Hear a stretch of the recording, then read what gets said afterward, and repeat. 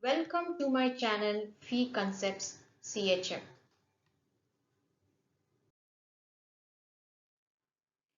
This is the second part of the series of superconductivity, where we will see the BCS theory of superconductivity. BCS theory of superconductivity. The basis of a quantum theory of superconductivity was laid by the classic 1957 papers of Bardeen, Cooper and Schrieffer. It describes the interaction between the free electrons taking place via the lattice in the metal. It may crudely be described as follows. The negative charge of each free electron exerts an attractive force on the positive charges of the ions of the lattice. As a result, the nearby ions contract slightly towards the electron. This slight concentration of positive charge in turn attracts other electrons. The net effect is that a free electron exerts a small attractive force on another free electron.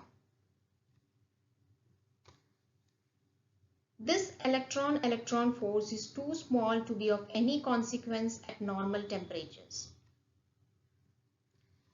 However, at very low temperature of within a few degrees of absolute zero, the force is strong enough to permanently hold two electrons into a pair called Cooper pair.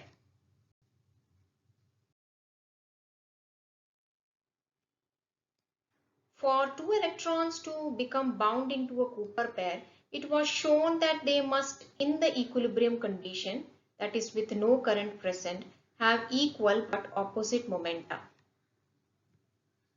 At these low temperatures, thermal distances nearly disappear, allowing the Cooper pairs to remain intact.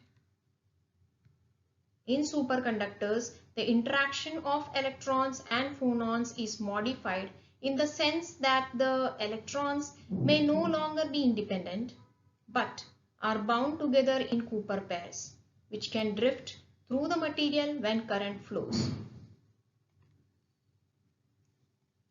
The Cooper pairs being in the same state do not scatter. If either of the electrons in a Cooper pair is to be scattered by a collision, as in ordinary conductor, then besides satisfying the two conditions of permitted energy and momenta before and after the collision, the phonon must also provide sufficient energy to break the bond holding the pair of electrons together. At sufficiently low temperature, there are few phonons in the material with that energy to disrupt the Cooper pairs, and the Cooper pairs may pass through the lattice without scattering. That is, these electrons experience no resistance.